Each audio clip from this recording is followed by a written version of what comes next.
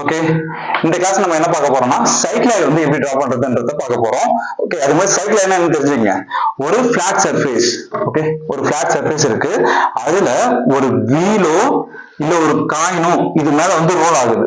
Okay, for one complete revolution வச்சுக்கோங்க. ஒரு complete ரிவால்யூஷன்னா இந்த இடத்துல ரோல் ஆகிற பாயிண்ட் திரும்ப இங்க வரும்போது இது சம் டிஸ்டன்ஸ் வந்து இது போயிருக்கும்.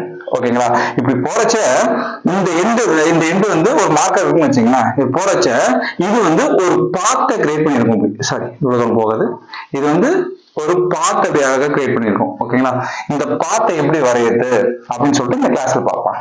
ஓகே, ஃபர்ஸ்ட் இதுல வந்து இந்த சம்ல பாருங்க, நான் கொடுத்துருக்கேன் பாருங்க. draw a cycloid formed by a rolling circle of 50 mm diameter. Okay, இந்த சர்க்கிள் இருக்குல்ல, அந்த சர்க்கிளோடைய டயமீட்டர் வேல்யூ எவ்வளவு கொடுத்துருக்காங்க? 50 mm கொடுத்துருக்காங்க.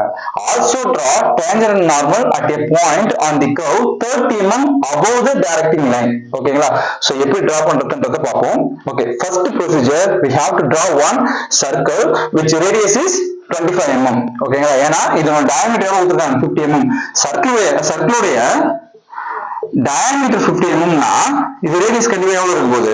ரேடியஸ் வந்து அது கண்டிப்பா அதுல பாதி தான் இருக்கும் போது. So 25. Okay, so first 25 mm radius இருக்க ஒரு சர்க்கிள் வந்து டிரா பண்ணிப்போம். ஓகேங்களா, ஃபர்ஸ்ட் ப்ரொசீஜர் ஒரு சர்க்கிள் டிரா பண்ணுங்க. காம்பஸ் வச்சு டிரா பண்ணலாம்.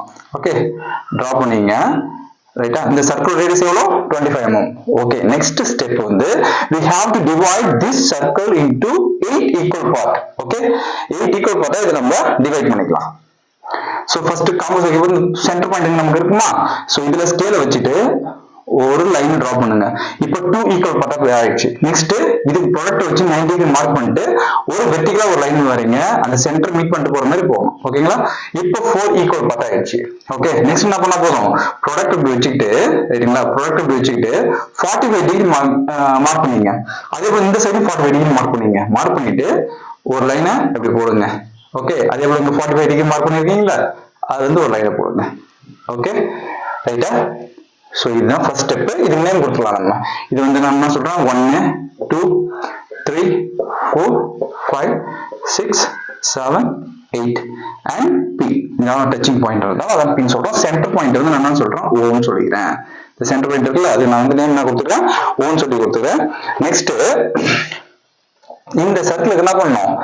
ஒரு இப்போ சர்க்கிள் டிரா பண்ணோம். அந்த 8 ஈக்குவல் பார்ட்டா பிரிச்சோம்ல. நெக்ஸ்ட் இங்க ஒரு லைன் ஹரிசாண்டல் லைனை போடணும். ஓகேங்களா, அந்த லைனோட லென்த் எவ்வளவு இருக்குன்னா, okay, circles of the circle formula என்னது? 2 pi r அப்படி போடலாம். என்னன்னா போடலாம்? By into D. ஓகே, எதாவது நீங்க யூஸ் பண்ணீங்க. பை இன்டு டி வேல்யூ 50யா? சோ பை வேல்யூ கால்குலேட்டர் போட தெரியும். Pi value 3.14 into 50. Okay, so almost வந்து பாத்தீங்கன்னா ஒரு 154 இல்ல 153 அந்த மாதிரி கிடைக்கும். ஓகே, ரைட்டுங்களா. ஃபார் எக்ஸாம்பிள் வந்து 154 வச்சுக்கிறேன். ரைட்டா, சோ இப்போ என்ன பண்ண போறேன்? இங்க இருந்து ஒரு ஹரிசாண்டல் லைன் போடுறேன். ஓகே, இந்த லைனோட லென்த் எவ்வளவு இருக்குமோ? 154 இருக்கு. ரைட்டுங்களா, 154 க்கு ஒரு ஹரிசாண்டல் லைன் போடுறேன்.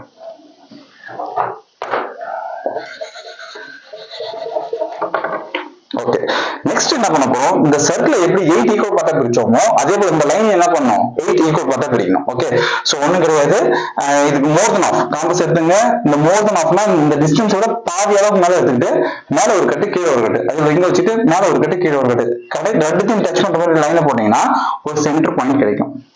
ஓகேங்களா, இப்போ இது 2 ஈக்குவல் பார்ட்டா பிரிச்சிட்டோம். நெக்ஸ்ட் என்ன பண்ணணும்? இந்த செக்டருக்கு மோர் தென் ஆஃப் எடுத்துங்க. காம்பஸ்ல எடுத்துட்டு இப்படி ஒரு ஆர்க்கு, இப்படி ஒரு ஆர்க்கு, இங்க வச்சு இப்படி ஒரு ஆர்க்கு, இப்படி ஒரு ஆர்க்கு, ரெண்டுத்தையும் மீட் பண்ற மாதிரி லைன் வச்சு ஸ்கேல வச்சீங்கன்னா ஒரு சென்டர் பாயிண்ட் கிடைக்கும். ஓகேங்களா, இப்போ ஒண்ணும் பண்ண தேவையில்ல.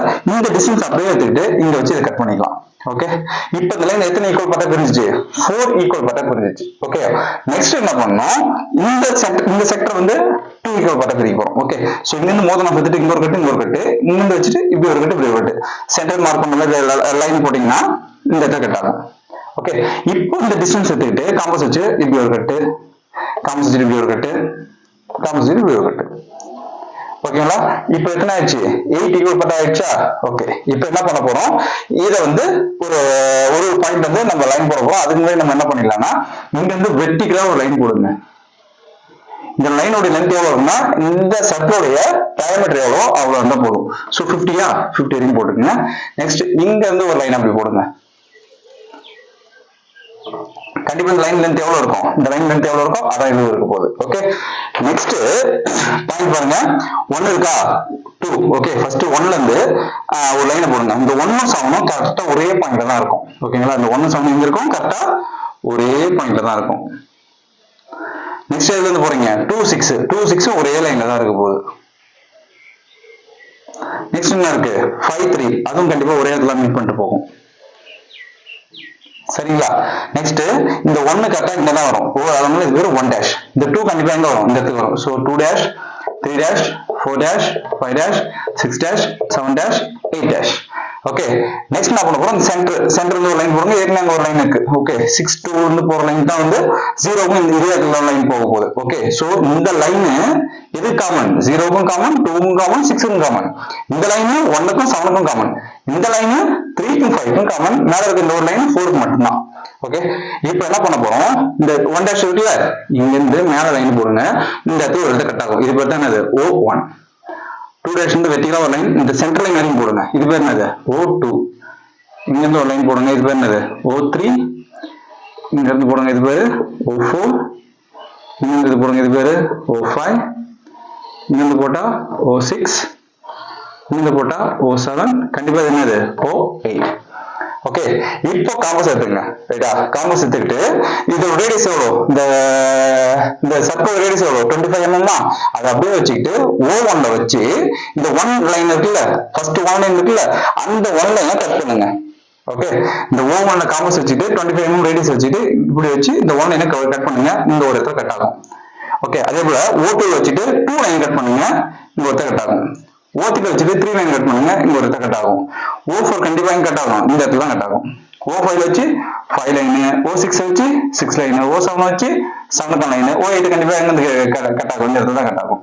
ஓகே, இப்போ எல்லா பாயிண்ட்டும் ஜாயின் பண்ணுங்க. ஓகே, ஃபர்ஸ்ட் இங்க நான் ஜாயின் பண்றேன்.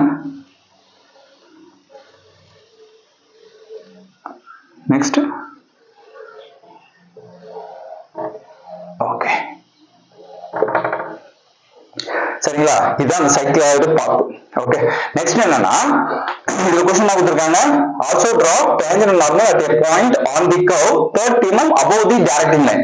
this is a directing line. ஓகேவா, இப்போ என்ன பண்ண, காம்பஸ்ல 30 mm டிஸ்டன்ஸ் எடுத்துங்க.